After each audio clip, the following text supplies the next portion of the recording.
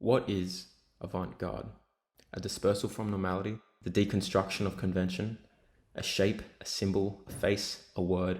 Experimentalist filmmaking offers no limitation on the extent of self-expression. The technicalities of film, however, make this surge of experimentalism harder to discern from the traditions of standard filmmaking. Because what is tradition, if tradition was once non-existent? What defines one form of expression more profound and meaningful than another? The purpose of avant-garde is, it's purposeless. No ulterior motive that fuels a scheme for praise or extol. Best described by David Lynch, film is a spiritual journey, and the avant-garde medium enables this exclusive expression for raw, naturalistic, and unbound passion in the unknown realms of complete, utter freedom. Buckminster Fuller's spheres, also known as the geodesic dome, Fuller's spherical diagram constructed through intertwining triangles, spurred the creation of Stan Van Der Beek's Moviedrome, a spherical theatre where the audience would lie down and absorb film as it moved around them. This unconditioned concept was created by Van Der Beek in 1963, with his aim being to enhance the experience of film to a subconscious level, breaking the mundane. This invoking of emotion through simplicity can be correlated to the early work of Lev Kuleshov during the 1920s, who adopted a montage editing style that revolved around the juxtaposition of a small sequence, displaying hunger and lust through the simplicity of a still image. This more docile approach contrasts absolutely to the psychosis-inducing Sputnik effect. Explicitly depicting the experience of schizophrenia, the audience engages wearing 3D glasses and witnesses a series of jarring imagery, ranging from the human skeletal system folding and deteriorating to painful, flashing lights. Stanley Kubrick's 1968 cerebral miracle. Its finale cluster of visual effects taking heavy inspiration from the kaleidoscope images of Jordan Belson, an avant-garde filmmaker, as well as delving into the world of suprematism, an art movement prolific for its exploration of geometry and color. This effect is seemingly timeless, with Denis Villeneuve's Arrival utilizing the same focus, with an ominous and misplaced geometric feature.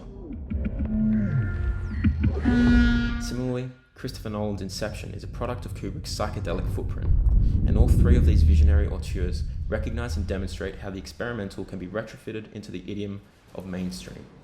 The lines begin to blur, and blur more they do when similarities between the abstract Un Chien Andalou of 1929 and modern era films begin to arise. The slicing of an eye, the chemical burn of a hand, the tussle between conflict and eroticism in a relationship, the disappearance of a feature, the dissolving of a hand. This subject matter that extends further than just an action, but a symbolic representation, an inspiration. The day-in-the-life structure of Louis Lumiere's Workers Leaving the Lumiere Factory and Quentin Tarantino's Once Upon a Time in Hollywood. Unconventional, but effective.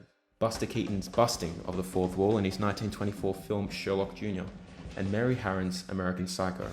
The question is what experimental filmmaking really is: a convention-breaking piece of surrealism, a rebellious attempt to shatter genre types, or simply a piece of more complex expression?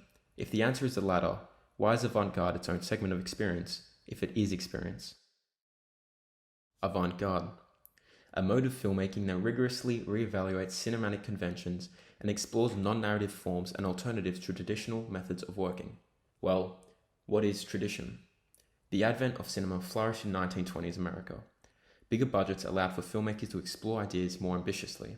This was quite contrasting to 1920s Paris, for instance, where artists like Fernand Léger and Marcel Duchamp brought film into the fold of the avant-garde, focusing on abstractions and the assemblage of images and text.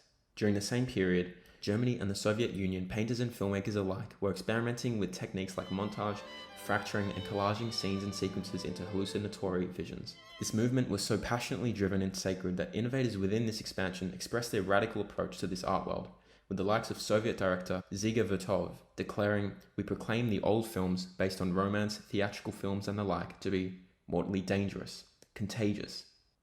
As the decades since the 20s progressed, this divide only grew larger as Hollywood's imprint on filmmaking became more defined. This displeasure is shared between both sides, with even filmmakers and critics alike shunning the importance of art cinema due to its assertion as profound or superior. In actuality, the difference between arthouse and commercial films cannot be simplified to the former being a philosophical study into human existentialism and behavior, and the latter being a sheer pull for commodity. Expressed best by critic Bob Stutzman, why do we automatically respect the likes of Bergman and Fellini over that of a Victor Fleming or James Cameron? Is there something inherently more worthwhile in the arthouse variety of film than there is in the commercial mainstream? His point beckons the question of what ultimately divides these two sectors of film. and if they even really are divided. His mentioning of the 1957 film Wild Strawberries depicts this analogy, a film with existential themes but one striding as a commercial success. The same can be applied to the likes of the Blade Runner films, films with gigantic budgets and serving a wider audience, but whose themes are inseparable to that of the experimental genre. One can even go as far as appreciating the modern remakes of The Lion King, or even Cats, as managing to reshape the antiquated and cultivate relevant culture within a film of a different era. The question remains, what is avant-garde? We are left with nothing to discern the two. It might be a convention to strike an idea, or maybe a more personal psychological experience. There is no film, or piece of art for that matter, devoid of creative grace, and thus, whether it's a film in allegiance to a minority of cinematicians or a formulaic blockbuster with a broader scale for mass entertainment, both serve as a way of expression and both innovate the future of the format, whether it be minute or exponential.